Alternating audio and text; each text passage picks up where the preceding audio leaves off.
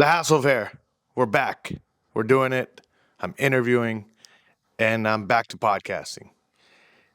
It I try to do like a Diaz Productions and try to do this like different names and Press the Flesh, all these different names. But I made a mistake. I like I tried it out.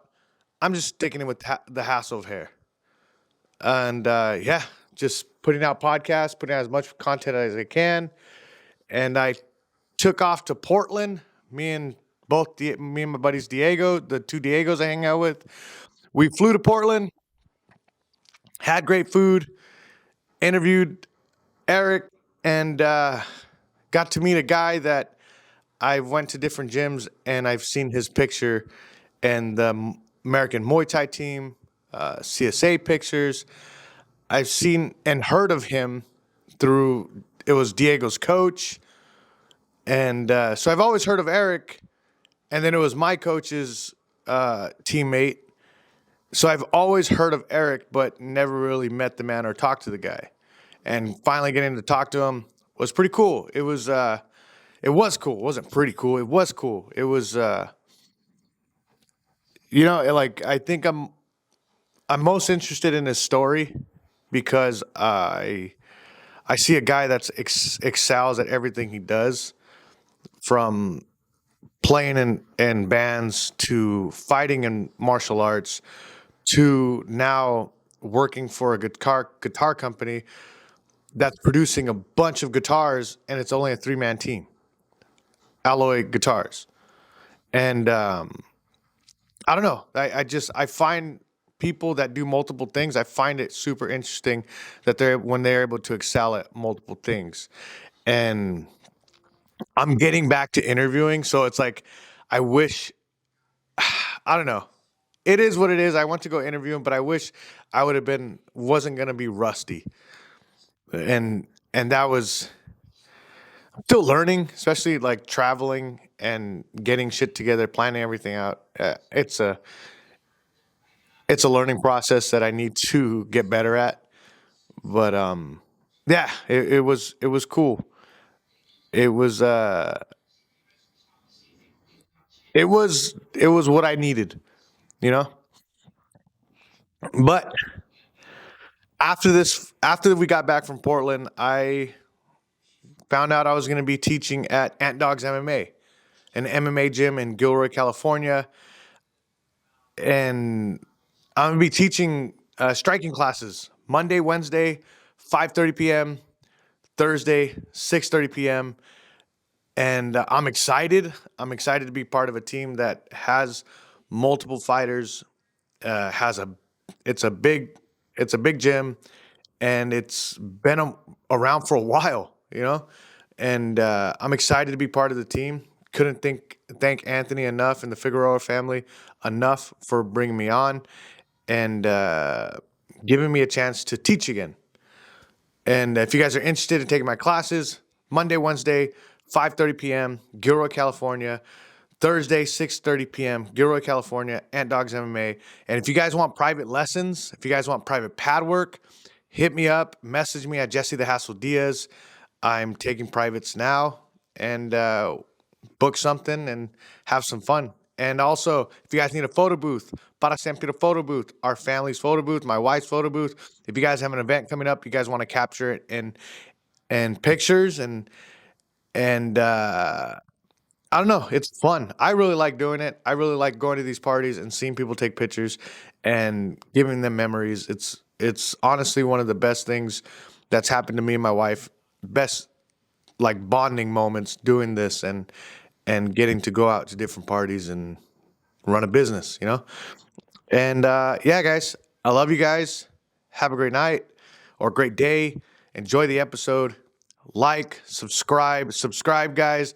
This year, I will get to 1,000 subscribers, and I will get to putting out more interviews, and I will get better and better and better and better and better and better. I love you guys. Have a great day. It's the Hassle of Hair. Begin. I don't know what that was. First of all, thank you for doing this. Yeah, no problem. I appreciate it. You Believe it or not, I've seen your face in like 5 different gyms. Well, just because of the with all your belts, Oh yeah, that one picture with all the fighters. yeah, the Combat Sports Academy, Yeah, House of Champions picture. yeah, that Have you picture. seen the one with 4 fighters? 4 fighters. Yeah, that's it. Kieran's gym. That's at the CSA gym, right? Yeah, The first House of Champions picture is like me, Amber, and like Daniel Kim and like one other fighter. It was so small back then. That was like right as we were moving to Dublin, and that's when that gym blew up. Prior to that, we were in Santa Clara at ASD, at the Academy of Self Defense. yeah, And then as our fight team grew, Kieran kind of wanted to create his own gym, his own fight team, because he was the one running the fight team. It was all his team, and he knew what he was bringing to the table. But then he was like, "Oh, let's go to Dublin." When we went to Dublin, John Herney was like one of our first guys through the door. For the first 2 months, Kieran mandated that like all of his fighters went. I think it was 2 to 3 times a week, something like that. And he didn't even take membership for like 2 months. It was like a pre-opening, but people would just watch championship fighters train through the window, yeah. and then they'd come through the door. And John Herney was like one of the first ones. So if you look at Combat Sports Academy, the first picture is like 4 people, and it's so rinky-dink. It's like one belt each, 2 belts each. And then when you see the pictures like years later, and you have like Kevin Ross, Miriam, like a who's who of Muay Thai. Yeah. I'm sure Amber's told you about like what it was like back in the day and how it kind of came into what it was. But Yeah. it was interesting to be a part of that, and lucky to be a part of that because how many people go to a gym to lose weight and then end up being part of one of the bigger fight teams in the U.S. Well, I think it's something like that as time goes on, it like becomes bigger and bigger for what you guys did. Because I was even telling Diego, I was just like, from the lineage that me and him come from who we learned from, it was like you guys were like one of the best, the first like team in America to really be on the world stage. Yeah, yeah, And that's like we come like you go around San Jose or the Bay Area, and it's there's Muay Thai gyms and MMA gyms everywhere. yeah. And like back then, it wasn't that many. Yeah, not the same way as it is now, definitely. Yeah. I mean, luckily, the Bay Area has always been like a big martial arts place. Like, you look at the history of different martial arts people. Bruce Lee had a school in Oakland for a while, right? Like, that's all part of the history. There's been great boxers and, great martial artists that come through, a lot of them from kind of the Pacific side of things, right? When you're in San Francisco, it's one of the main ports for the Pacific. All the Japanese, Chinese, Hawaiian, Filipino fighters that are coming through are kind of setting their territory there. So there's always been like a little martial arts, like Ernie Reyes, right? Ernie Reyes is huge. His son was in the Ninja Turtles movies, right? Ernie Reyes Jr. So there's always been, but then kind of when AKA came around and MMA came around, yeah, that totally changed everything. You're kind of you went from the martial arts to now doing this, right? Yeah. To building guitars and being part of something where it's like you're just saying that it's a 3-man team and you guys are putting out a bunch of guitars. Oh, tons, yeah. Yeah, that's awesome. Like it's just, and then me telling you like your brain works better than mine. Like you fought at a high level. You're doing something in a career where it takes a lot of skill. Like I think like you're different in ways. I think so. And some good ways, some bad ways. And you coach too. And you coach. Yeah, I mean, I kind of always, I mean, I'm lucky because I grew up, like, my parents were very much kind of their own people. And, my mom, even though she's not like extravagant or like eccentric in any way, she's always been very much like a spiritual person. So even in like the 80s and 90s when it was weird, we'd be doing like manifestation type thinking and, projection and things like that, meditations and things like that. So she always told us from when we were little, like, basically, like, if you are the best in your field, there's money to be made, right? If you're the best disc golfer, you go win tournaments, you make a couple 100,000 a year, right? So if you're really good, the money will come. And so I don't know, at some point I just started chasing what I wanted to do. I mean, I've always been into martial arts, and I kind of did them on and off, kind of mixed with music, right? So I was a kid, I did martial arts. I learned Kajukenbo, which is karate, judo, jujitsu, kempo, and boxing. It's a Hawaiian system. It's one of the original, came out of post World War II, when all these black belts got together and started this style. So it's basically like MMA, but really old school, like wear your gi and bow to each other. But you learn is like overwhelm your opponent, throw them to the ground, beat the hell out of them, and submit them, which is it's like MMA, you know. So I did that as a kid, and then kind of always wanted to do music. So then when I was in high school, there was a big all ages scene out of like NorCal where Papa Roach came out of, and like Deftones came out of Sacramento's NorCal scene. But everybody was playing shows within that, you know, Gilroy Gaslighter, the Gilroy Gaslighter, all the way up to like different places in Sac. And so I've always had the opportunity to do different things, and it was kind of like go in and out. So when I started doing martial arts, it was right after a lot of my friends got signed and my band broke up. And I was like, oh, I want to do capoeira, do some martial arts. My friends had been doing it. I've snapped my ankle doing some like capoeira, and it totally threw me off for the next like 2 years. It took me about 3 months to walk without crutches. And this is when you were in high school? This is like right after high school. So basically, when I was a kid, I did Kajukenbo, loved martial arts. Parents couldn't afford it. Get into high school, become like a skater kid, start doing like music, basically, you know, hardcore or whatever, new metal kind of mix. Got really into that. The bands took off. Some did, some didn't. My band broke up, but a lot of friends that we know got signed. Who were the guys that got signed? Oh, like Papa Roach and Trapped and those bands. Well, you were around them at the time? Yeah, we were opening shows and playing the same shows, same club, the Cactus Club. How was that? It was cool. Did you? No, the Cactus Club was really weird, right? Because it was an That's a famous bar in San Jose. In San Jose, right? Yeah. Now it's what's that bar, Diego? Shit, it's across from Adega. You know, the one that has the parking lot. It's not the Cactus anymore. It's got a front and a back. It's across from the pool hall. Anyway, that's where it was. So the Cactus Club was in that one across from the pool hall, right on the corner on First. And did you know at the time did you see, like, obviously you were trying to make it, but did you see something in Papa Roach that was different? Oh yeah, guys? Hell yeah. Yeah. Jacoby, man, their lead singer was like, you see him with fans and you'll see videos, and he's like super friendly, super warm, inviting. He's always been like that. Yeah. And he's always had a way of like inciting a crowd to like bring energy. You know what I mean? I've spent my first 3 shows looking at the back. I'm going to look at my drummer. But you know what's funny is like things come around, right? And if I hadn't got over my stage fright and crowd anxiety, like you fought, right? Yeah. You've been on a card, you weighed in your chonies. Yeah. Like none of that bothered me.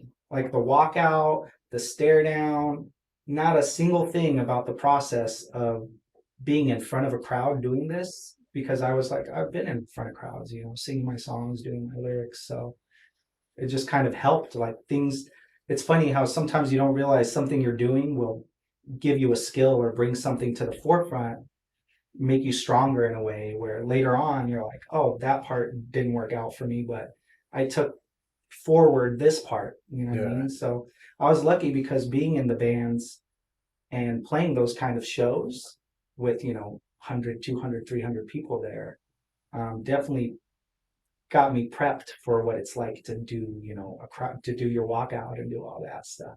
I used to love walkouts. I see people just like fall apart in a walkout. You know, some people get really scared. You've seen it, right? Like, you know, when you stare a guy down and you watch him just do the look away thing, and you're like, all right, I'm in. Well, before I even decided to fight, like I would think about my walkout. Like that's all I would think about. Really? How the walk. I'm gonna walk to this song. This is how it's gonna be. And like I would visualize that more than the fight. Other than actually when I started training, then I visualized the fight. But then like the walkout is what I wanted since the beginning. So obviously then you had like mentally prepped yourself. You know, you visualized and gotten that. But yeah, I mean, it kind of goes back to, you know, coming back around to what I started at. My mom was somebody, my dad was people who said, hey, if you have an interest, pursue it, go after it. Me and my brothers always did that. We went hard into the band thing. After the band thing didn't work out, I was like, let me do martial arts again. Ended up snapping my ankle, which totally threw me off for like 2 years. I got up to 320 pounds just because I was used to doing something all the time and I couldn't walk for like 3 months. So it took me a year to be able to jog because I like literally tore tendons in my That's a young age. Well, my daughter just broke her ankle, and she No, it was a tear, not a tear. yeah, like my whole foot. Like you can see the scar tissue. There's a ball of scar tissue right here. Yeah. That's from that snapping. Oh, so it wasn't even the bone. It was just Jesus. Isn't that like super thick? Yeah. And it just Like when I rolled my ankle, this part of my ankle actually touched. It like folded over so hard. That's wild. Yeah. That's crazy. Yeah. So I got really big and I was like not doing music anymore. And I was watching a bunch of Pride fights all the time when Pride was on video and UFC was in that weird like UFC 20 zone where you're like, who the fuck's fighting? Like, why do I care about this? And even though they had some great guys, like the Militich camp and some of those guys, Robbie Lawler and some of those guys fighting during that era, that was a really raw era of UFC. That was like right when they introduced weight classes. So I was watching Pride fighting. I was like, man, I want to get back into martial arts again. And so I ended up going to a Krav gym just to learn like brutal street. Yeah. And that's where I met Kieran, was at Krav gym. And it kind of, so all of this stuff is just kind of this and that, like this is just an extension of me liking music and wanting to learn guitar.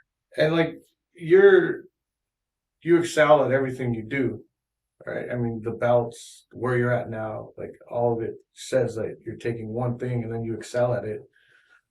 And you, similar to me, where I see like similar things where you excel at one thing and then you jump into another thing. Like, when did you know that when you were singing and playing guitar or in a band, when did you know like, okay, I'm gonna move on? I didn't. So what happened is like everybody started getting signed, like the Traps, the Papa Roaches, and we broke up. Yeah. And I was left like out in the blue. Like, what do I do? I've been dedicated my life like the last 2 years. Were you good at school? I was not academically good because I hated homework. Yeah. So I would do like really well on a test, ace a test, and then get a C in a class. You know what I mean? Or ace a tests and get a F in a class because the instructor's like, you didn't do any of your papers. Yeah, but I know the stuff, So I always kind of had that problem, where I wasn't really a disciplined person until fighting brought that into my life. It was fighting that taught me that like just every step, one step every day. Where I think, the reason that I excel in things is more of like an obsession kind of deal. Yeah. So I have a bad habit, a good habit, I guess how you look at it, of when I get into something, like I'll grab every single piece of literature that I can. I'll go and find a group. I'll go and find a club. I'll go and find an expert. I'll go and pay money to go and take classes and buy materials and buy tools, buy gear, whatever it is. But then I don't just do all that and stop like a lot of people do with like ADHD. Yeah. You know what I mean? What I'll do is kind of just pound it out. And, what got me into guitar building is, I was a coach for a long time. Yeah. And I was working for UFC Gym for the last 2 years that I coached in the Bay Area. And so when I moved up here, I like went from being a gym manager, running the program, teaching the martial arts instructors how to sell and running all of that, to kind of starting over again in the whole fitness field, right? Because you can't move all your client base. So at that same time, I ended up like I was having a lot of pain in my hips in the last year of coaching. And I ended up a couple months into moving here, I ended up getting diagnosed with like hip arthritis, osteoarthritis, so overuse. So I have basically the hips of a 60-year-old. from kicking too hard and Was it kicking, or was there an injury that you could remember? No, I mean, I've been on and off with weight, so I was 300 pounds at a certain point, but I really think my hip started bothering me from being in a fight stance for like 10 hours a day holding pads some days. I was doing a minimum of 5 hours a day holding pads, and it was just beating me up. So when I moved up here, I was kind of looking at career changes and kind of trying to figure shit out. I wasn't really doing Muay Thai. So I'm like, you know what? I need something to get me moving, and I've always wanted to learn guitar. I bought a guitar when I was a teenager, but I couldn't figure it out. It was like all my friends are great guitar players. There's like session players and like guys who are just amazing that play in San Jose, regularly play shows and down in LA that I know. And I was like, I want to finally learn this. So I started picking up guitar.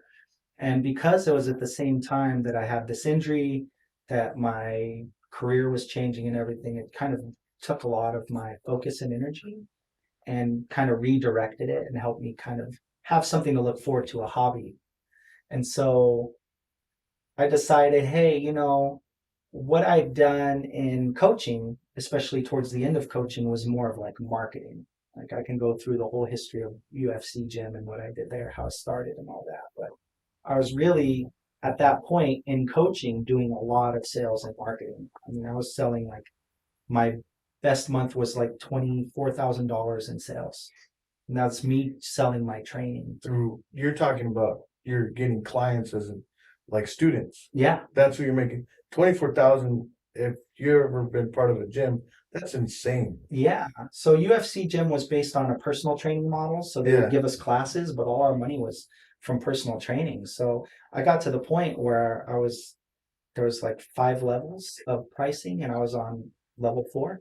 And what year is this? This was in like whenever I left, 2017, 2018. And you were using what, Facebook? And I was just at the gym selling, and people had known me by that point. I've been coaching for like 7 years. Yeah. So a lot of the people in Sunnyvale who would come into UFC gym, some of them were doctors, some of them owned companies, some of them were lawyers. Like one of my clients runs a team for Merrill Lynch, so he's investing multiple retirement portfolios that are $1 million plus. So these were my clients at UFC gym. So I was selling personal training to the point where like on a good month I would sell $12,000 worth of personal training. And so I was already kind of in that marketing sales mindset because of UFC gym. So I decided, hey, I'm not going to be coaching anymore, I don't think. So let me get into the sales and marketing side. And while I was doing that, I got into, selling just memberships at gyms and doing management up here. And I started getting into the guitar thing, and I'm like, well, why don't I market and sell that? Like, I like it more than what I'm doing. I don't like the physical fitness gym industry. I like martial arts, but up here, I mean, there's like one Muay Thai gym.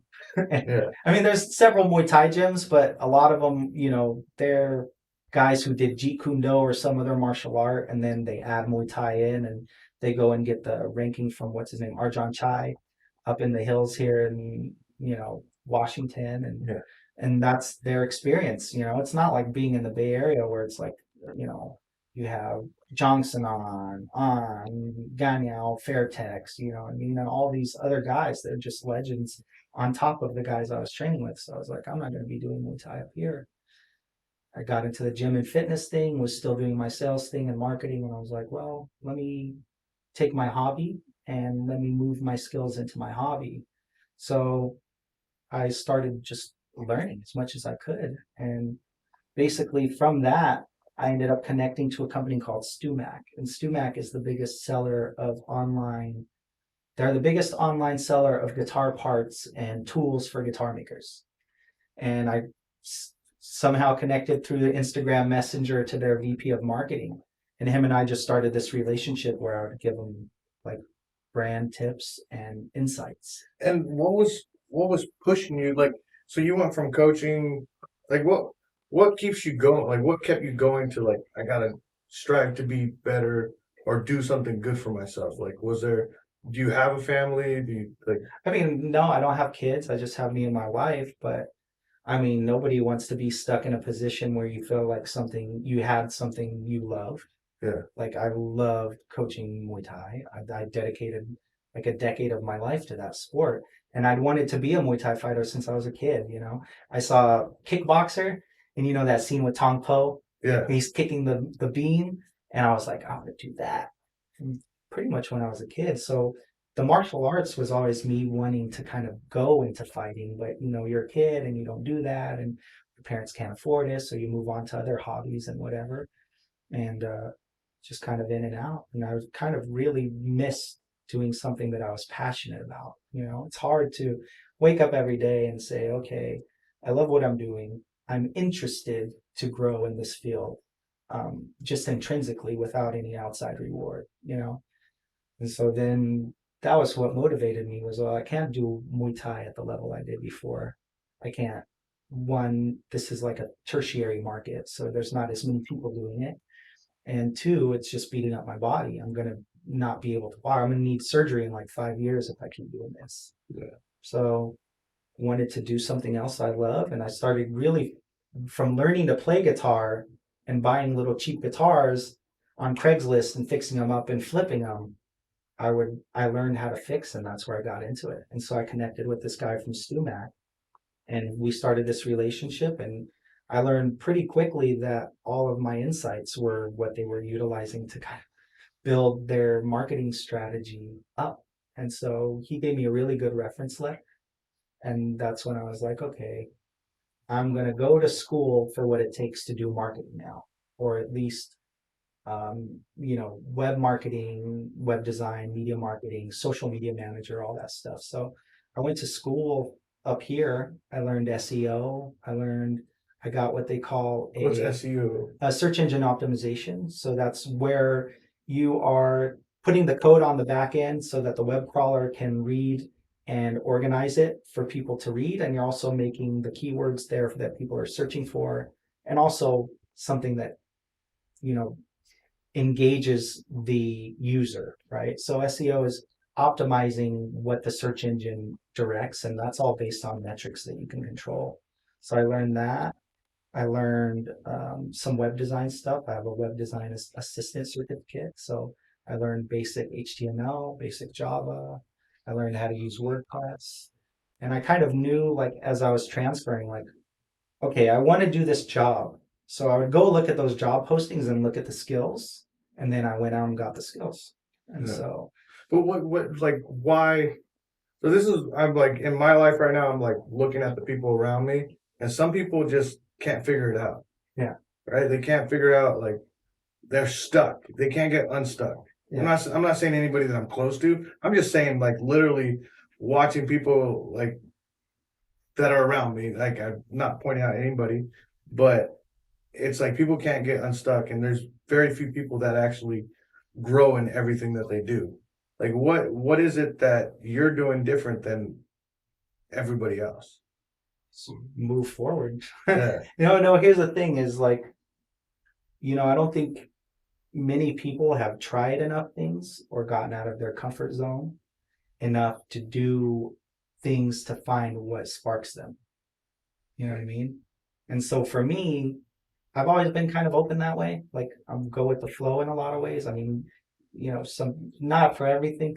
I don't like cliffs for sure. But for the most part, you know, I will go anywhere, do anything kind of person. And eventually you learn like what sparks you. And so, you know, for me, I'm motivated more by that passion of what I'm doing than by anything else. And I think people get stuck in like, I need to be doing this at this age, have this lined up, have this whatever. And they never think about, like, seriously sit there and think about why am I doing this? And what is it about my life, my interests, my goals that has me doing this? And when Yeah. you sit about it and think about it, most people waste their time just doing a normal job because they want to pay the bills and survive. And they're not thinking about, well, if I just put in a little bit more energy here, there, or wherever, I can change my situation. Right. But I think the difference between me and a lot of people is not afraid to try new things. I'm not afraid to fail. Like I fail so. Here's the thing: for all the successes that people point out, I've failed so much more, right? So I can kind of play guitar, but I failed at like when I was younger. I'm just persistent. Like if something is something I want to do, I'll just keep doing it until I figure it out. So And then like our system where our education system is built where failure sucks. Where if you fail, then you fail. Like you're literally not going to go anywhere. yeah, And then for me, martial arts taught me that failure is part of the process. yeah. Like, There's nothing like prepping and being ready and doing everything you can and getting beat. yeah, And there's nothing like winning a fight and getting beat, right? Like I've had fights where everybody was so convinced I won that the ref raised my hand, and then they call out the other guy's name. yeah. And so, I guess when you learn that, like, it's not the end of the world, like, whatever, you just move on and roll on to the next one. For me, it's worse to get defeated and stay there. You know what I mean? I'd rather go fail again than to just be like, I gave it one shot and it didn't work out. Like, I can't settle on that. That's not something that's going to sit with me. And like I'm even watching my daughter because she has something that I never had was like she's good at school, like super good at school. Like Yeah. my wife was showing me like a recommendation letter she got from her teacher, and it's like, oh, I never even got that. Like it was like you just needs to do better at this, or like it was all failure, and it's crazy to think like just listening to your story, I'm starting to reminisce on what I'm doing, and it is like I think martial arts was that booster. Like I'm not doing it as much anymore, but like I've taken it into everything else I'm doing, and I'm like, okay, just keep on going with it. Just keep on going with it. Eventually, you're gonna learn. Yeah. Eventually, you're gonna be able to do what you're failing at now. Hopefully, yeah. And that's the kind of the goal. I mean, yeah, the thing that martial arts is such a great teacher in that respect of a couple really fundamental ideas for what it takes to succeed, right? Yeah. One is you can't skip road work, right? Like no matter where your talent is, if you're not doing the day to day, you're not going to get there, right? And the other thing is you can prep all you want, but there's no guarantee for success, right? And that doesn't mean you're a failure. It just means you didn't win that fight. So if you carry those two things forward, they're two really valuable lessons. Can't skip road work. You got to do the nitty gritty. I could have wanted to do this job and try to find a way around it, but I went back to school. I didn't want to go back to school at 38 years old while I had a full-time job, going to school at night, online, doing programming, which I didn't ever want to do programming in my life. But I knew I couldn't skip that. That was something I had to do because it was part of this. So, I mean, that lesson is one of the best lessons. Can't skip work. And like doing the programming and all that stuff, like what was like difficult about going back to school when it was something you weren't good at, like you didn't want to do homework and didn't like at 38 years old, how did you transition to that? I mean, I just knew that I wasn't the best. Like for me, as much as I like to learn by reading things and watching videos and stuff, it's really valuable to have somebody there that I can ask questions to. And I just knew that I couldn't learn any other way. For me personally, I wasn't gonna be the guy that goes on YouTube and just aces it. I just need somebody at least the first 2 or 3 times to be like, hey, see that part, you fucked that up. I'll be like, okay, I'll fix it, whatever. Or that was good, try this next time. So I knew I just kind of had to do what I wanted to do. And at that point I was so motivated to take these skills that I had gained. I mean, when I was a kid, I was the kid that when you go and sell chocolates for your school, I'd be in front with my brothers and they'd sell their whole box and somebody would tell me no once and I'd go cry into the car. Like I wasn't a salesperson. I learned that at UFC because I wanted to thrive as a coach. And in that system, that was the only way I could thrive as a coach. So once I wanted to take those sales skills and I got really into sales, I was like, I want to be a sales and marketing guy. What do I have to do that? And it's just taking that kind of, okay, I know I want to do this. What does it take? I looked it up and just did all my research and just kind of said, okay, if that's what it takes, if that's what the job description is, I better get really good at doing all, or at least good enough that somebody will hire me because I know my sales skills are there. And so that's what got me into all of this. And So you go from marketing, you go back to school, and then how did you get to guitars? I market them.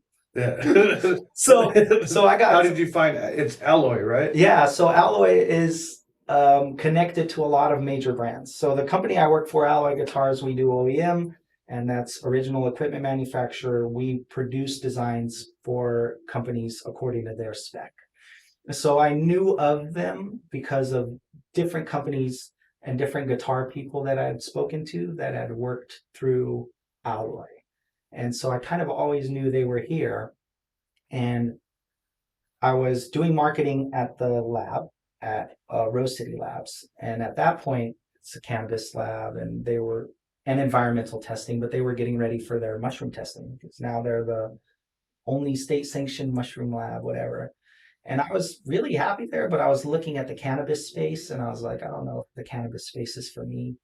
It's really iffy right now. A lot of business is closing. It's always got this like gray market thing that I wasn't too happy with. So I was like, you know what?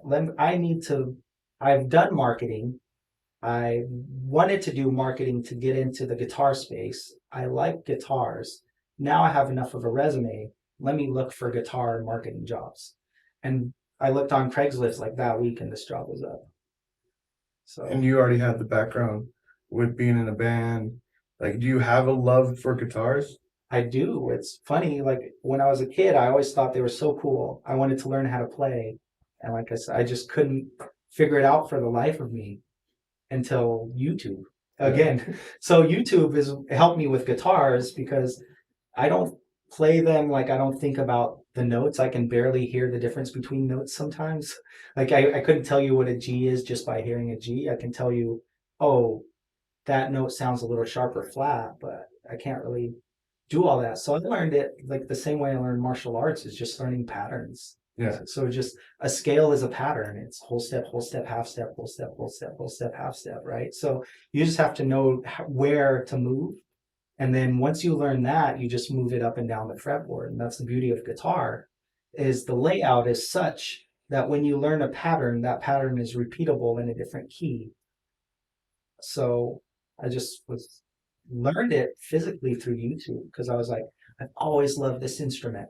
And what really kind of got me into it again was that we were up here. We had just moved here. It was our first year here. It was Thanksgiving, and my mother-in-law gave my wife her grandpa's guitar. So my wife is named after her grandfather. And my mother-in-law said, here's this guitar. You know, it's your grandfather's. And that's what did it. As soon as that guitar touched my hands, I was like, I'm going to learn this. And so I got into YouTube and started learning and started fixing. And I was like, all right, let me take my marketing into my new hobby, my new passion. And then started figuring out, well, if I couldn't get hired in that field for marketing and guitars, then I needed to get the skills for it. And so from this, going back to the StuMac thing, which is kind of way back in what we're talking about. So StuMac actually gave me a job offer, but their offer was in Ohio. And I'm not going to move to Ohio. Yeah. I had just moved here.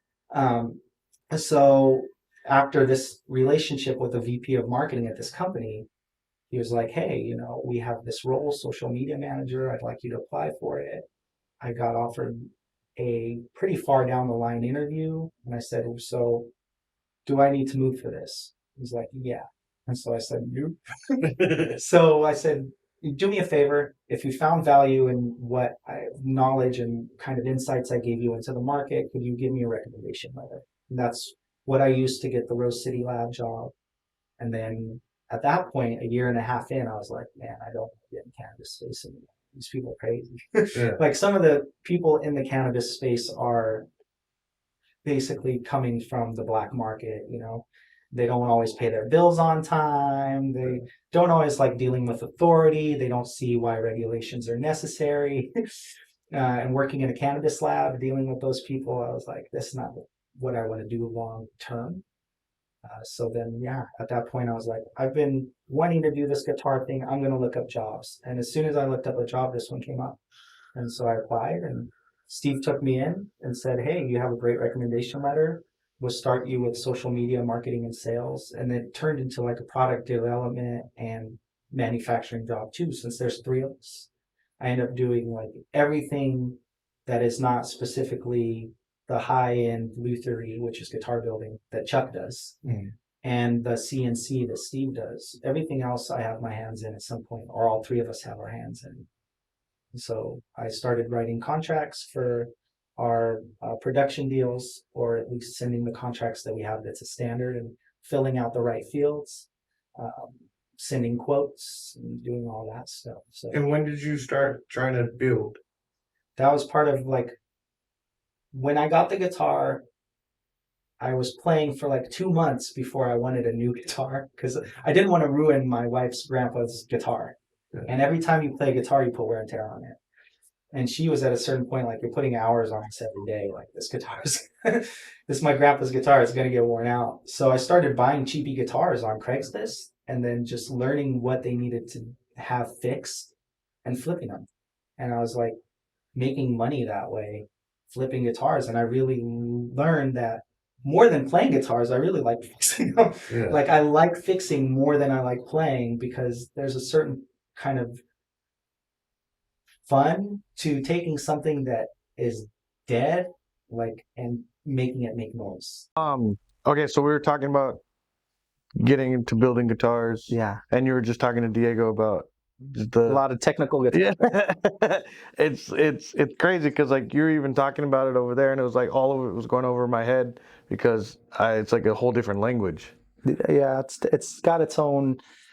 All the parts are, have their own names, and they all have very specific purposes. And it's like you learn about it like anything else. Yeah. Like if you're into cars and you're like, well, what do I have to do? Like, if my brakes are soft, well, you got to make sure that you pump the line and get all the air bubbles out, and you learn all that kind of stuff. But in a guitar, like you see we were talking about the different, I guess, shapes. Yeah. Like what's this part called? That's just the body. The body. So, but like, does the body make a different? Like, if you have a different body, does it sound different? Like, I look at all the metal guitars. They have like, it looks like evil, and you look at the old school blues guys. Yeah. More of like a rounder. Yeah. Rounder. The message boards are gonna light up. No, so there's a big argument in the electric guitar world, because the part of the electric guitar that actually picks up the sound is the pickup. And so what this is just magnets wrapped with copper wire, and basically they create a magnetic field, and the strings become part of that magnetic field. And so anytime they vibrate, that vibration is transferred into a very small electrical signal. And so that's why you put it into an amplifier, so it can amplify that electrical signal. So because in electric guitars, the part that picks up the vibration of the string and transfers it into your amp is this magnetic thing. Yeah. People will say that everything else is secondary or doesn't matter. And some people swear on the Holy Bible and God's gospel and all that the woods change the tone dramatically, or the shape will even affect the tone. And some people will say like none of that matters. So what side of the argument you're on is kind of where it falls. I'm on the side where if this bridge is sitting on a surface and the strings are vibrating, and the density of the surface is either going to absorb or fight that vibration, there's going to be some more sounds that come through the strings, right? Given the material density. So this shape, to me, I don't think shapes are anything other than a comfort thing or a style thing, personally. Yeah. What you're going to get is the different construction methods. Like, this is a bolt-on guitar with a flat top. In order for this bridge here at this height to work, the neck has to be pretty straight. if I were to tilt the neck downward, I would have to lift this bridge up because otherwise the strings would hit right here. And so some people like on a guitar like this, you can see that there's a slight angle. And that's because the bridge on here sits higher. So in order for the string line to go straight, this has to be at an angle. So some people like a guitar with a set neck with an angle. It feels good in their hands. The way their arm moves feels good. Some people like this because, you know, the way it feels in their hands, it's straight and your arm moves straight and it feels good. And so a lot of the different things that actually affect tone don't have anything to do with like body shape or even neck angle. A lot of what really affects the tone in a guitar is going to be the length of the string. So this is an E, right? And on this one, it would be an E, but it'd be a smaller scale. The strings are going to be tighter when it's a longer scale at the same tuning. So an E and an E, for me to get it on a 24/7/5 scale guitar, which is the distance from here to here is the scale, it's going to sound looser because the strings are actually looser. And at this one, the same note, the strings are tighter. And all that just has to do with a formula on how you're splitting the notes up. And how long did it take you to learn all this that you're talking about? A couple years and some good books and some good YouTube and some good friends. And it just took that much. And that's what got me here at Alloy. And I've learned so much more since I've gotten to this company here about guitars. Just hands-on, working with them every day, working with guys like Steve and Chuck that have been making guitars for so many companies for so many years, that they've gone through all these different construction methods and different woods and, you know, different kinds of ways that guitars are built and different gadgets. I mean, people are always trying to put gadgets in guitars, and we've seen like almost every gadget that somebody can try to stick into a guitar. Yeah. And my favorite band, I mean, I grew up listening to a lot of like disco and soul, and my parents like that. And my mom really liked like all the American stuff that people listen to, like Eagles, Creedence, Lynyrd Skynyrd. So when I think of like a really great favorite band, like it's either that or somebody from that like metal, new metal era. Like I'd have to say my favorite band, like actual group of people, if I think of a catalog, is definitely Lynyrd Skynyrd. And I know it sounds hokey, but they have so many great songs. And it's such an interesting catalog, and they're all just like classic American songs. But most of my favorite players now have been blues players, just because the way they hold your attention and hold a note, like they know how to make a note vibrate and bend and just last just that 1 second long enough that you have a feeling. And there's something to me about the simplicity of that, of being able to just hold your attention with that one voice, you know what I mean? With that one expression. So, I mean, yeah, I saw B.B. King in 2004. And ever since then, like those old blues players are just where I'm like, man, that guy is just amazing. Got to see Buddy Guy. There's a big blues festival here every year, and one of the bigger blues festivals on the West Coast. And seen a lot of great acts there. There's this young guy called Kingfish. That's his like Chris Tone Ingram. I believe that sounds like a blues name. Yeah. And he's young and he's good, but a lot of those guys, I mean, if I go back to like bands like Slayers, Pantera, Sepultura, like that whole era of like 90s metal, Machine Head. I used to love Machine Head. Did you Davidian or like 10 Ton Hammer? Those songs are just like where it's at. Did you see Pantera, the lead singer, do the Hail Hitler?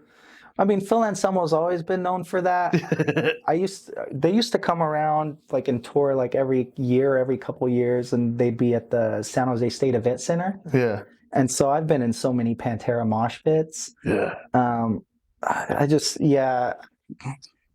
it's rough because Phil Anselmo is known and has always been known for being kind of like that person. Yeah. But the other band, like back when Dimebag was still alive and Vinnie Paul, they all had the whole other side of it that was not that person, you know? So, but just something about like power groove metal where it just like Sepultura or Pantera is a great example of that, right? Machine Head too is one of the like lesser known examples, but I don't know, modern music wise, bands, I really haven't kept up with anybody too much to say like, oh, this person or that person is where you got to be listening to. I mean, there's so many great artists that I feel like with the self-promotion that happens on the internet, you really end up going to your niche or your market rather than like back in the day, the radio would put you out, Yeah.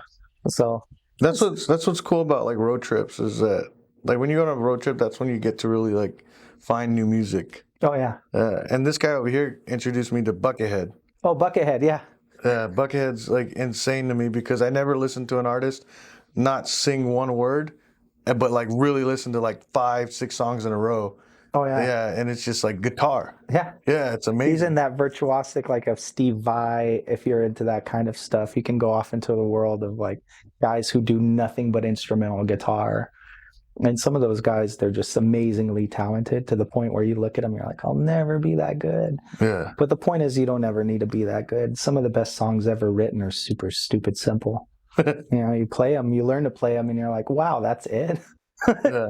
And you learn a catalog pretty quick with a few chords. So I think nu metal was like known for that. yeah, Like basic songs. It's like I feel like chugging came off of the back of nu metal. Like before that, like metal was super like fast, and people were doing like, especially who was it? Ozzy's guitar player. Why can't I think of Randy Rhoads, right? He kind of brought in the whole like classical guitar playing into metal, and at that point everybody's just all over the fingerboard like.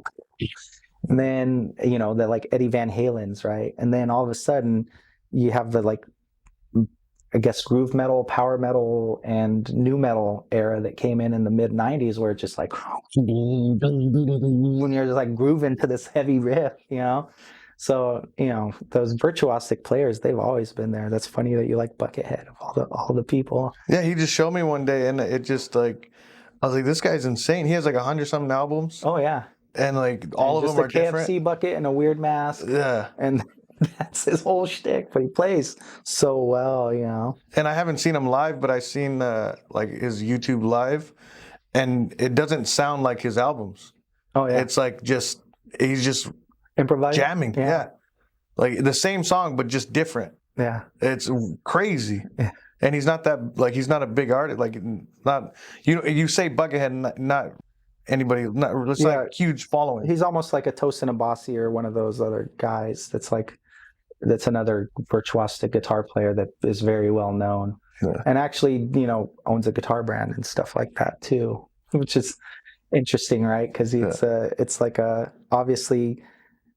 It's weird because in the guitar world, the players can be so disconnected from the making.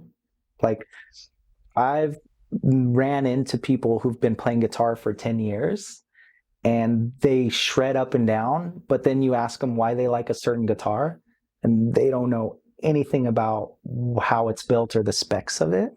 So it's like two very separate worlds. And what's funny is Leo Fender, from the guy who started Fender guitars, he was a radio and amp guy and didn't ever play guitar. He just went from electronics and radios and all that into the guitar world and started one of the biggest guitar companies ever, but couldn't play a single lick. Yeah. And so it's funny because you'll have like really great guitarists that we run into that know what they want in a guitar, right? And they know exactly what they want. They're very precise. And other great guitarists that they're just like, give me a guitar. Oh, this one feels a little too whatever. And you're like, but why? And they're like, I don't know, it just feels that way. And you're like, whoa, it's so disconnected. So part of the fun for me is that as much as I maybe feel like I'll never get there in one space, like maybe like, oh, I might not be the Buckethead guy, but I can, in 10, 20 years, I guarantee you I'll build a sick ass guitar, probably better than I'll ever be able to play a guitar. So it's kind of fun in that way too, because it gives you a way to master the instrument without having to master playing the instrument. So yeah, it's all the fine details, like even holding pads or even like using boxing gloves or Muay Thai gloves. Like it's all the finer details when you look at like the bottom of the line like brands. Oh yeah, and then padding and Yeah, and then even like holding pads, like smaller focus mitts that have like a curve to it. yeah. I like being able to feel. You want and- to cup it and feel the hand? Yeah, I don't like. You look at the cheaper ones where they're like. You like, get sick of that if you do that for like 6 hours a day. That's why you see all the old school guys with big pads Yeah, because they've been doing it so long that they're like, oh, my wrist and my elbow. That actually started happening to me at UFC. Is like the year right before I left UFC. That January, I left in July, and that January, I had been holding pads for so long that I started getting random spasms. My arm would do this. yeah. And I had to go to physical therapy to get my arm to release like the tension for like 3 weeks. But you get, as you get older, you're not going to want little pads, man. You're going to need the big pads. But yeah, and that's part of like the whole thing. When I was at UFC, it was so different coaching there compared to everywhere else I had coached. But yeah, I learned a lot about like corporate stuff there.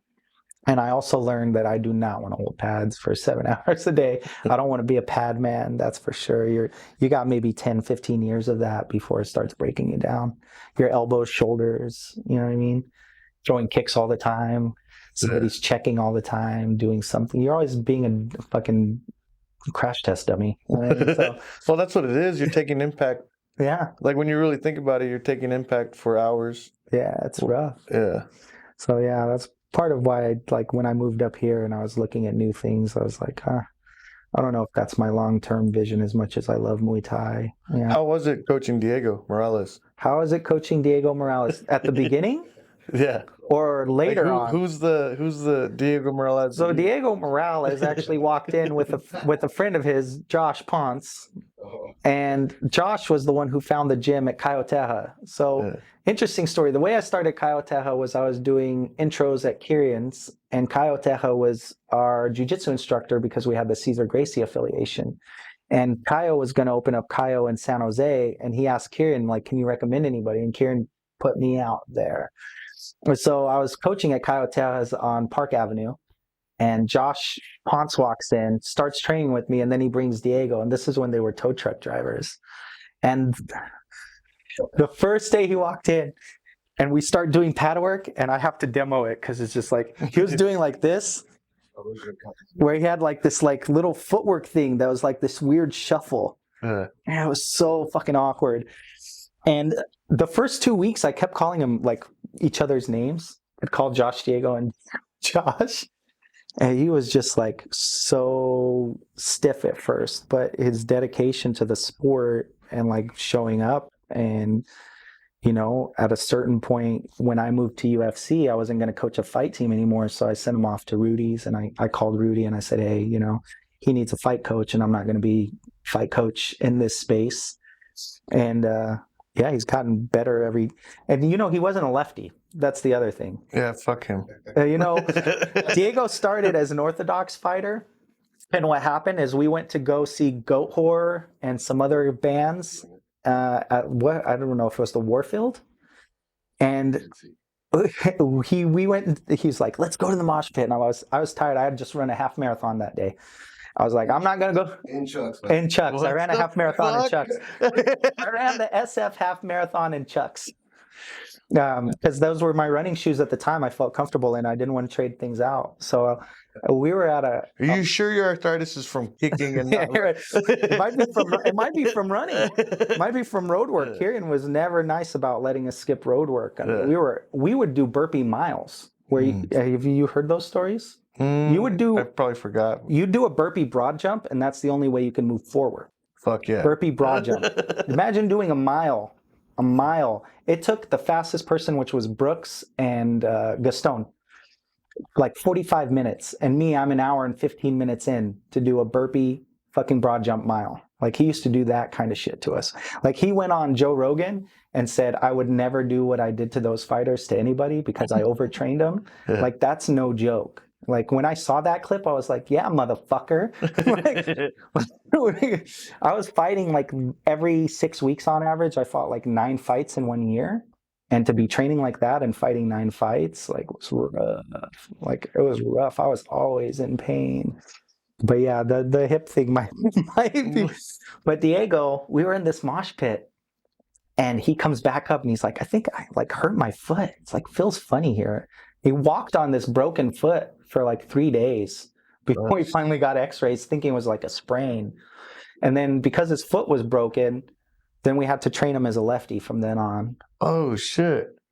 That's crazy. Yeah. I didn't know that. Yeah, so That's he wasn't a wild. lefty until he broke his foot. And then even after that, when he popped his knee, training with Frank Sanchez, then we still had to kind of keep reinforcing that. And that was his left leg at the time. So I was like, the fuck leg? But he was one orthodox or unorthodox orthodox. You know what I mean? He was a righty, but he was doing all this like weird steppy stuff. And then two is he was a right-hander. He was not a lefty. And all that trained up. And then I had to train him to be a lefty. Yeah. And I had fought probably almost all my title fights were against lefties. I'd fought like 4 or 5 lefties. So I had a decent amount of understanding, like the tricks of the trade. You know, if you're a righty fighting a lefty, you're doing the same thing they're doing to you, right? Power hand, power kick, circle the other way, you know, foot fight, win the foot placement position, win the hand fighting. And so, yeah, there was a whole process of me going back into my head and being like, what did I have to do to fight lefties?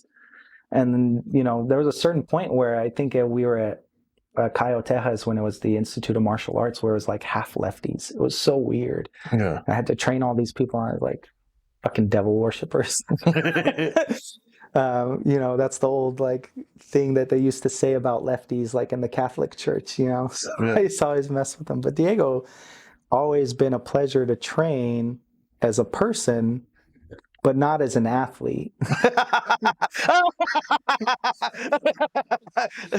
You know what I mean? Yeah. Like when somebody like is like, you're like, okay, well, I'll work with that. He's willing to work with it, so let's roll with it. Yeah. But I mean, yeah, it was just interesting because to see from where he started, I would never imagine he'd be here at this point. You know, Yeah. not at all. No, this just goes to show dedication and also great teammate, always there for his teammates, trained partners. I don't think I've ever had to ask Diego to show up for a training partner. You know what I mean? Like a lot of people, and even myself, there'd be times when I was training and fighting when I was tired where I was like, I don't want to show up for this guy's sparring rounds or whatever. You know what I mean? I want to prep him. I would, because that was who we had. But I don't think I've ever had to ask Diego to show up.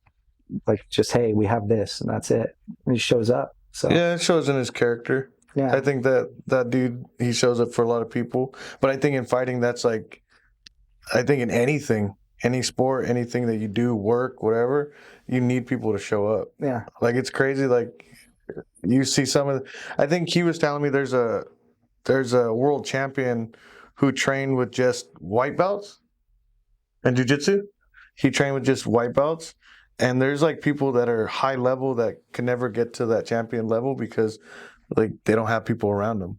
Or like the little tiny cities have these great athletes that can't get anywhere because they don't have enough people. Yeah. Yeah. I mean, it's What was the name of the champion? Lovato.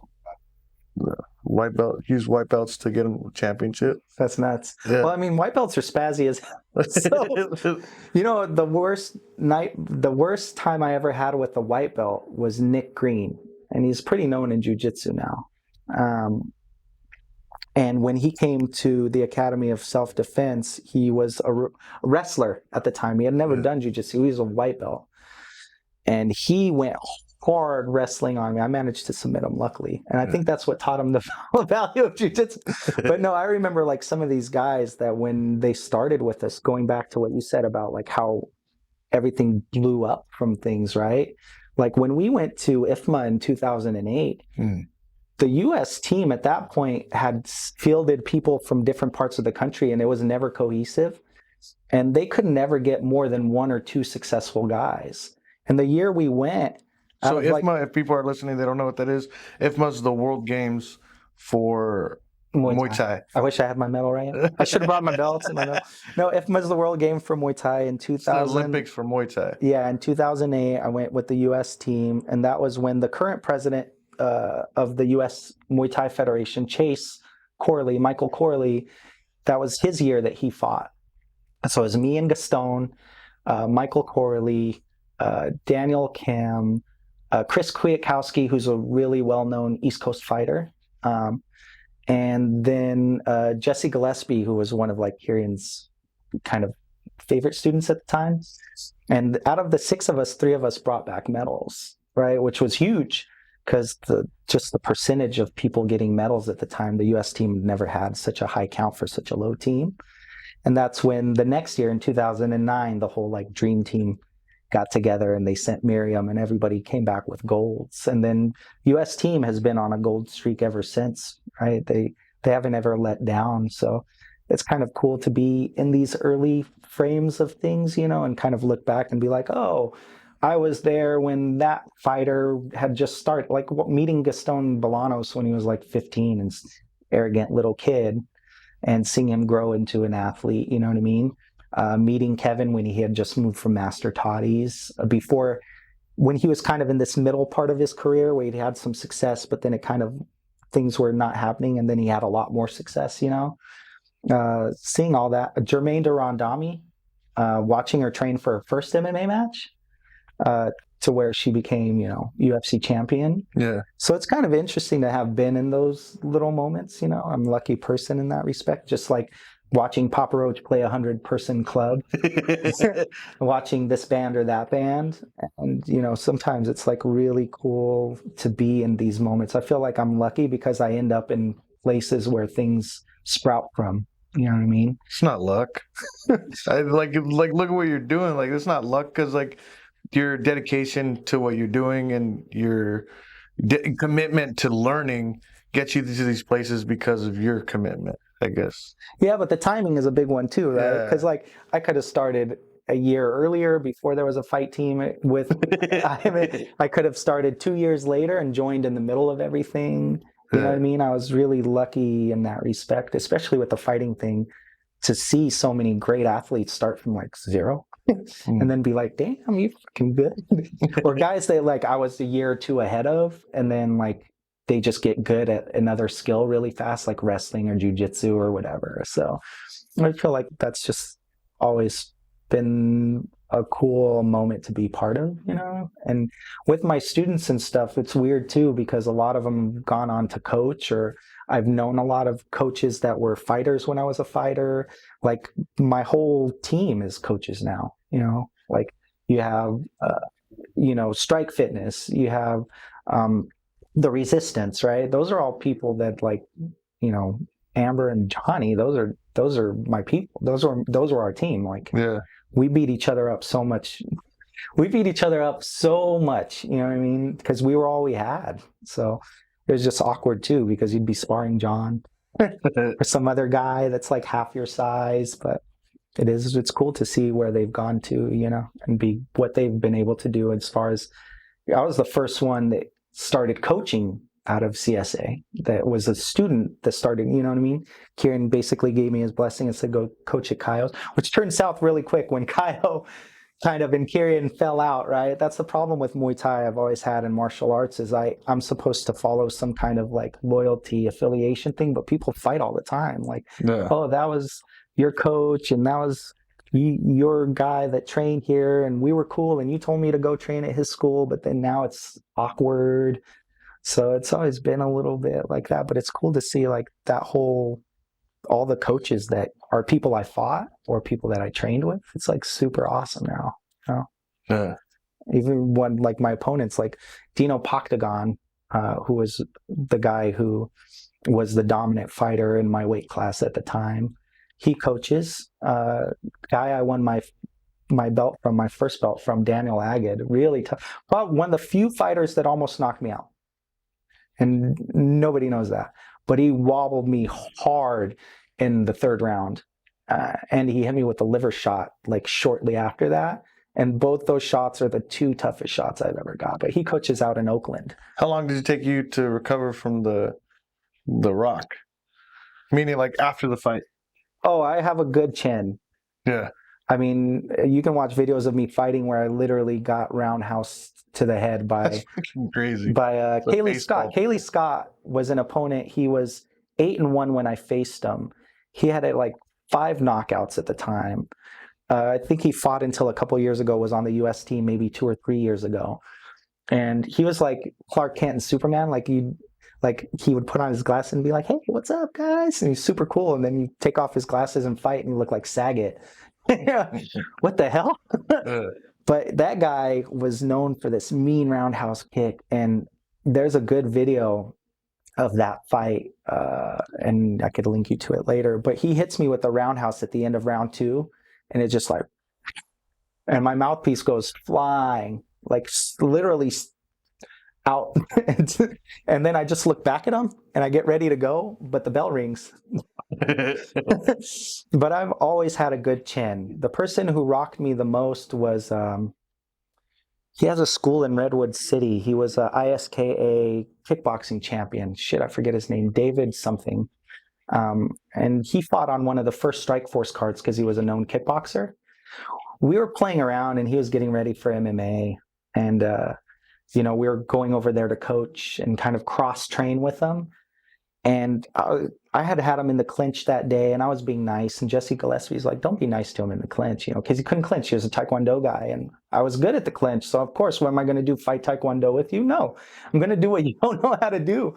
But I was being nice, giving him light knees. And I don't know if he just felt he had to get back, but I threw a jab, and he did this weird duck out spin kick thing, and he just clipped me right with his heel on my temple. And that one took me a month to recover from. And I fought Dino like 2 weeks later, who had like a knockout streak. And I remember every morning I was waking up dizzy from just like feeling like I had the spins, like drunk.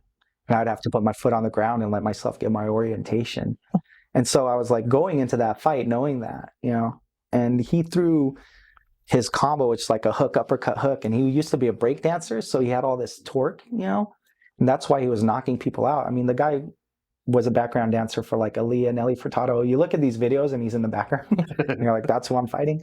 But man, he threw this combo, hook, uppercut, hook, that was just, it would knock people out. And that was like, look out for that combo. And I got hit with it like 2 times. And I was already wobbled from that thing for the whole 2 weeks. And it took me an extra 3 weeks to recover.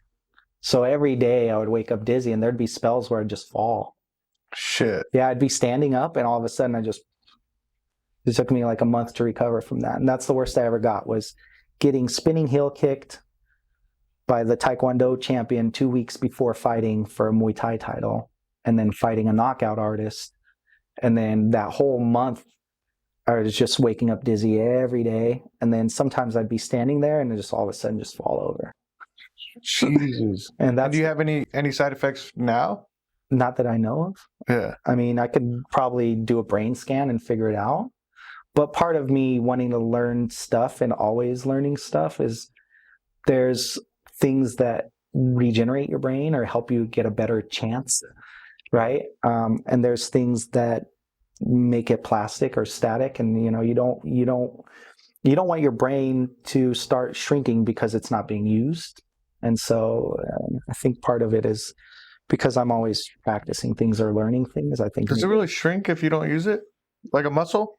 No, it's not like that. It's just that you're not making as flexible connections. Yeah. So your brain is more about like the more it's in the practice of making connections and expanding on those connections, then the easier it is to keep your brain health up. And so that's why I like doing the things I do, is, part of wanting to learn the guitar too. I know I used to joke around with Andy Nguyen, and he's a student that Diego's friends with. Yeah. And he would always worry about CT when all the CT stuff came out. And I was like, learn a language, go play an instrument. I don't know. What do you want me to do? Like, there's only a few things you can do. You can like use CBD or some other neuroprotectant, right? Cannabis is a great neuroprotectant. You can, live a clean life, avoid heavy metals like mercury and lead in your food and your system. You can get plenty of oxygen and exercise or you can do puzzles and learn things, right? So I'd always tell them, like, go fucking learn, go do some puzzles if you're so worried about CTE. And I think part of why, like, really part of the reward of it is I knew somewhere in the back of my mind, like, I hope I'm saving my brain. I really hope I don't get to the point where I'm 70 and don't remember anything, but at least I remember it now, and it was worth it. Yeah, that was the roughest I ever got, was that one, and you know, it is what it is. But it's just like it's crazy to think. Like I know it's like I tell everybody how like what you guys did, and I think it's not really talked about. I guess because Muay Thai is like it's not huge. Yeah, it's its own little thing.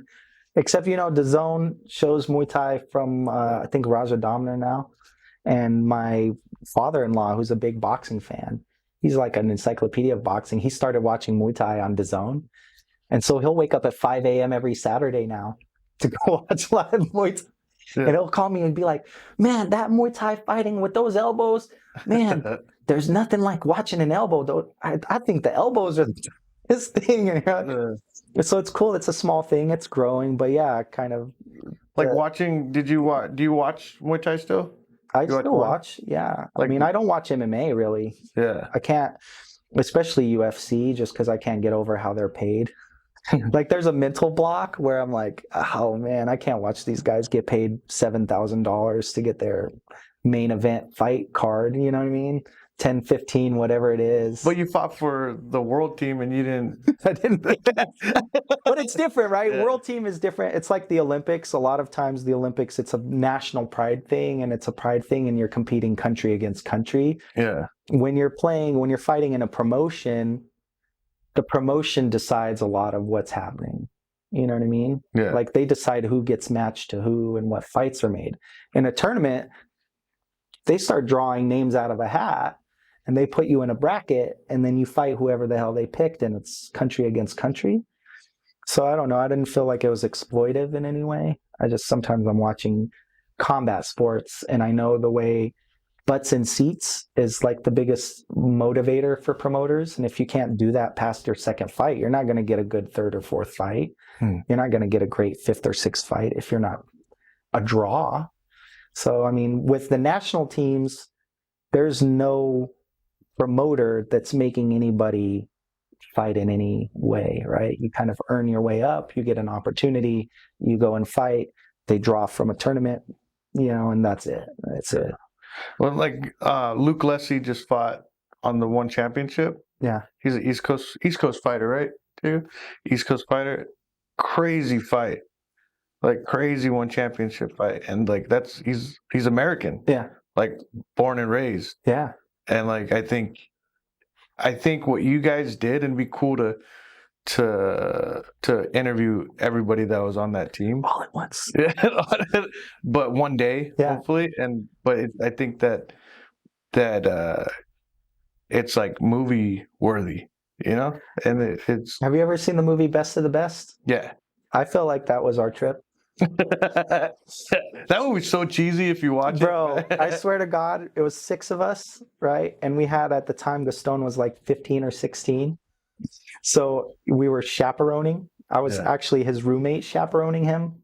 And the 6 of us going through the streets of Korea and going into the tournament and fighting, it was very much like Best of the Best. Even to get a bronze medal was like a big deal, like in the movie. There was injuries along the way.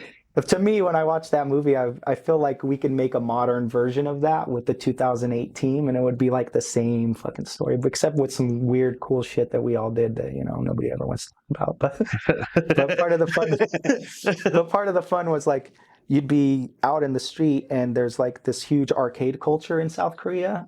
And so all of a sudden, you know, those punching machines, it'd be outside an arcade, and then somehow every fighter from the tournament is starting to congregate, and you're like, there's Denmark, and there's Poland, and there's, you know, Saudi Arabia, and we're all just trying to beat each other.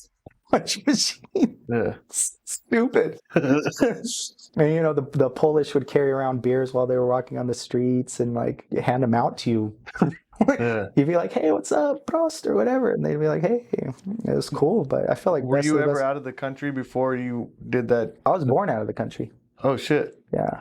So my parents moved here when they were kids from the Azores, which is a small group of islands. A lot of Portuguese people. You're from Los Banos, so you must know a shit ton of Azorians. Like anywhere where there's cows in California, there's Portuguese people. Yeah, Portuguese is huge. Yeah. At the Portuguese festival.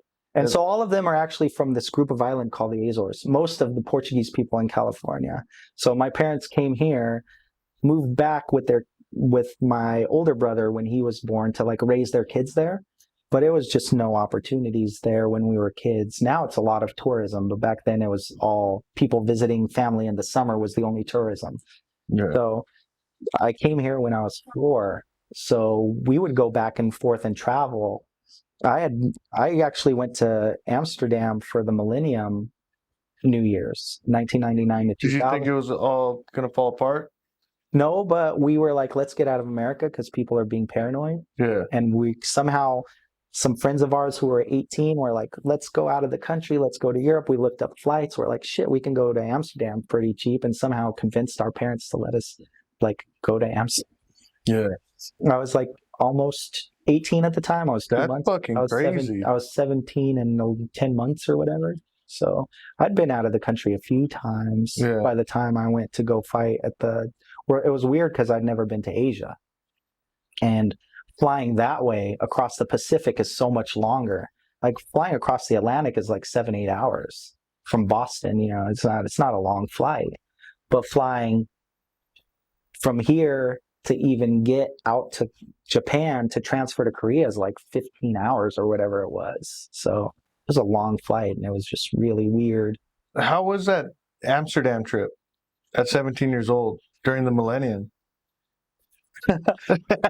It was interesting. No, we were really young, and you know, we were all kind of really into cannabis at the time, and so being able to tour all the coffee shops. This was in, you know, before anything was ever a dispensary or any legal cannabis here. You tour that and feel the freedom. You know, being in Amsterdam, which is a crazy city and has its own completely crazy nightlife and other crazy things that are happening, and just being around. I mean, it's the most people I've ever been near, because from Central Station, there's a street called the Damstraat that goes all the way down to the main square. And so that whole thing that has trolley tracks and a pedestrian walk and a little two-way street, like it's a wide street, was packed, where people were climbing signs and bus stops.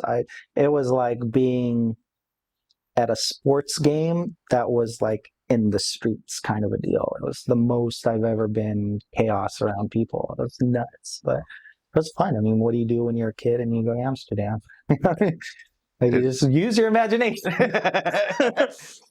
But I remember that was just the experience of being there, and kind of all the people was really wild. And what's funny is I didn't know how into Grease they were, like the movie Grease. Yeah. Because at midnight they started playing Grease songs, and everybody knew like the Grease songs. They're like, "You're the one that I want." I was like, man, this is so surreal. You know, it's like New Year's 1999. You're in the streets of Amsterdam, and people are singing songs from Grease. You know, I mean, just imagine all whatever else was going on. You know what I mean? Fireworks everywhere. People were lighting bottle rockets. People were lighting M80s. It was nuts. But that's what that was like. I mean, on top of it, we did all the cultural things. We went to the Rijksmuseum and went to the Van Gogh Museum. We didn't do the Anne Frank house. That's more of like a house with a lot of history, so it's not as interesting. The history is more interesting. Yeah, we were gonna do the tours out here, and then I was like really looking at it, and it's just a basement. The underground. Yeah, the underground tours. Yeah, it's just a basement. Like I've never done that tour. Yeah. You know, what's funny is since we got here, like pretty much immediately after, there was the pandemic. Yeah. And, you know, I've done what I can in the area. What's crazy is me and my wife usually go, like, there's the Portland Metro, right? Which is kind of the big giant name. Like, it would be like the Bay Area, right? The Portland Metro.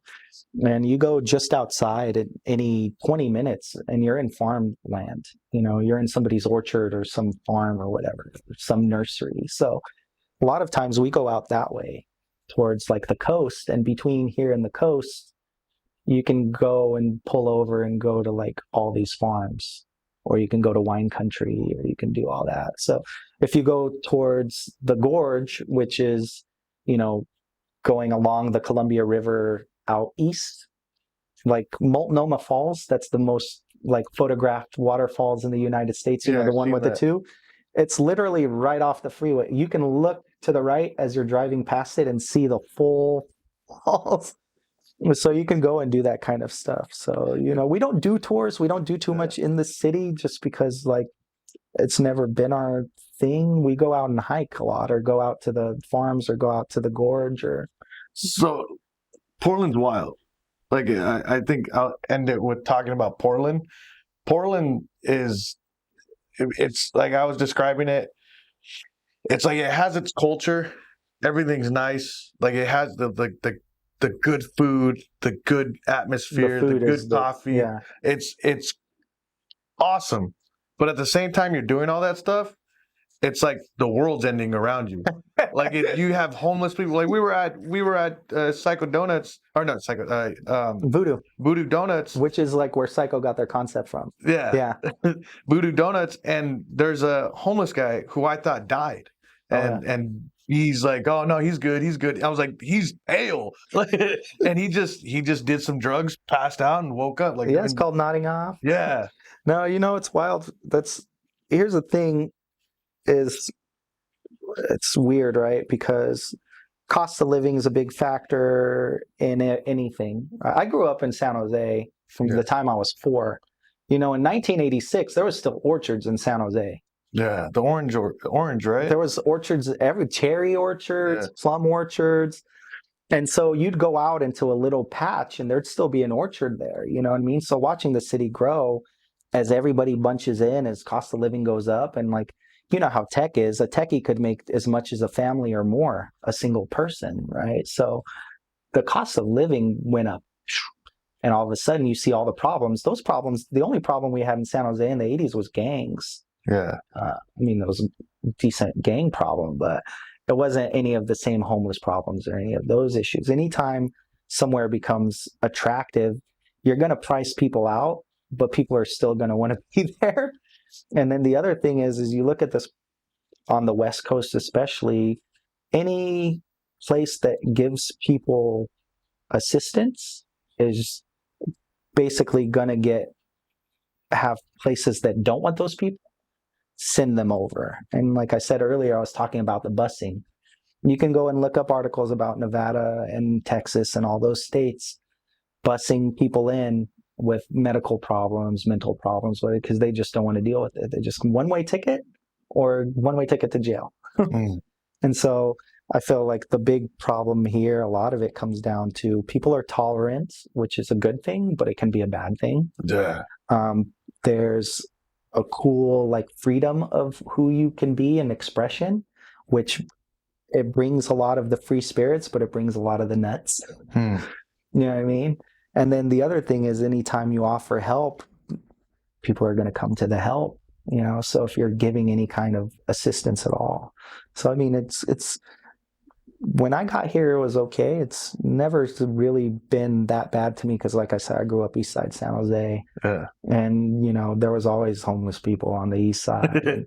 And, because it was right near the creek, not too far from the creeks, Guadalupe and all those, Coyote Creeks and all those.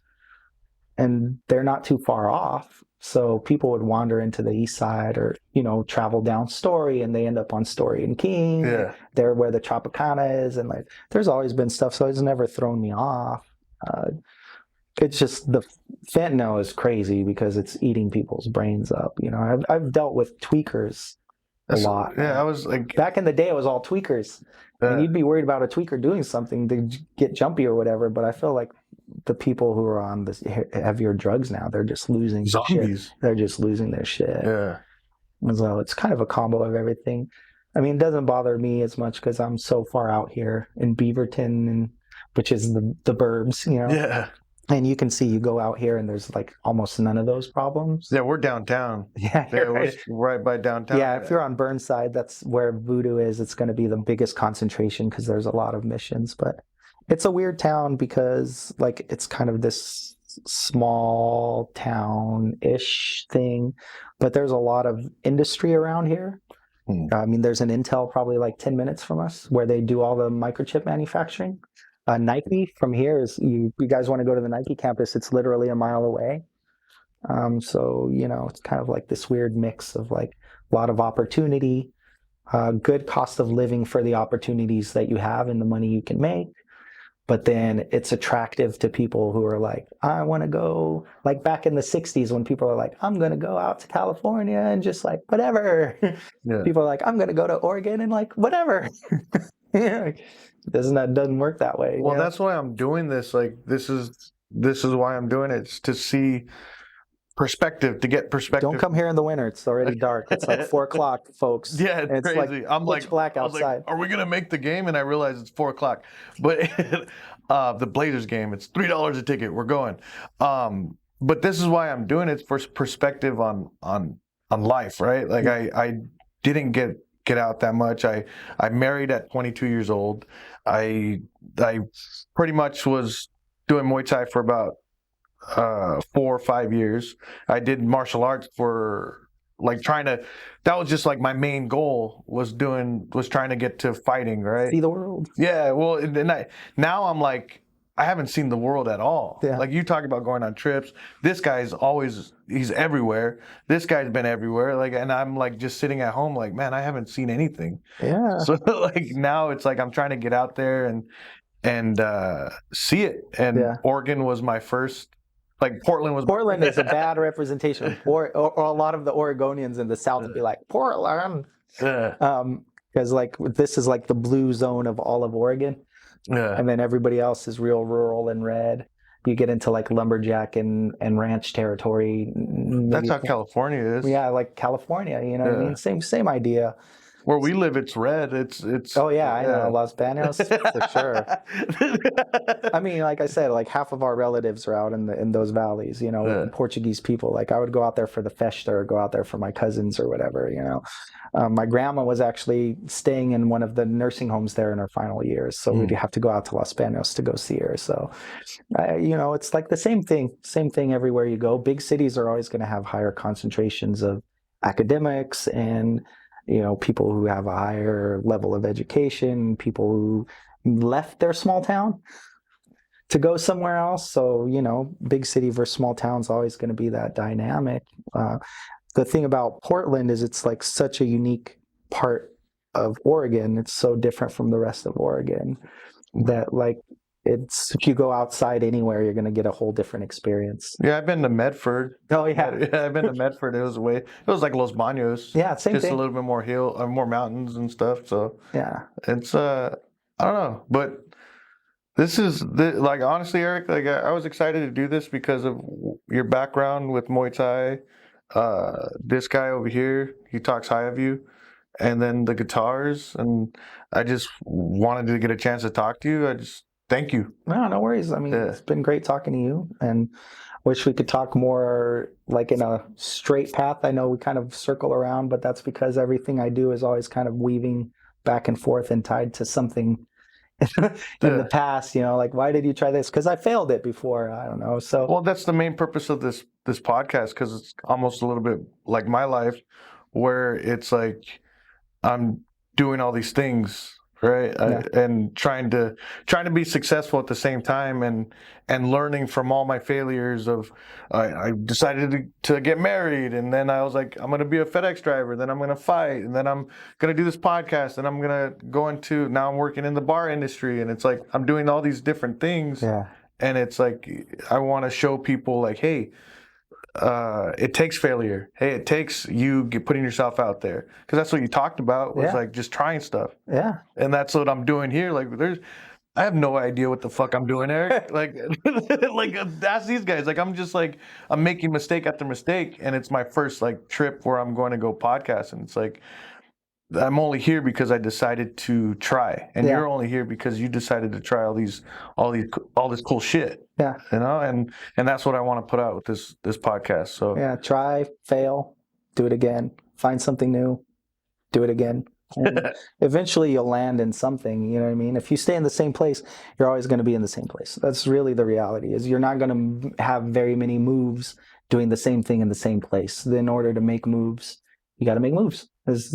So you do it, put yourself out there. And, you know, I have so many scars and so many failures and so many errors and wasted time, wasted money. But if you think about where all of that connects, I mean, I always find a way to use a lesson from that. So, I mean, if you find a lesson to learn and a lesson to use, you'll be fine. You'll just be able to charge it all forward. You know what I mean? That cost is already paid. Yeah. So then you take all the success forward and hopefully you just rebound and do your thing. So, Awesome. And how do I know alloy guitars, like, you know, like when you bring things together. Yeah. So the name of Alloy Guitars, Steve, our owner, came up with it when he was originally starting this company to make more guitars like that are standard guitars to sell as kits for people to make at home. He wanted to think about the way guitars come together. So Alloy Guitars, ALLOY. A lot of people think it's because we use like metals or aluminum, like some guitars use, but Isn't that what Terminator's made out of? yeah, somehow alloy is just like a mix of metals. Yeah. Oh, T1000 was made out of. Yeah, okay. So Alloy Guitars, alloyguitars.com. If you're interested in learning, we do a lot of what we kind of created a product category where you can cut out your own shapes out of pre-routed. So we take all the components and put all the holes in the right place. So all you got to do is cut the outline of a shape you want and learn how to put these things together. So it's been cool. That's how I started. I started buying parts and things and putting them together.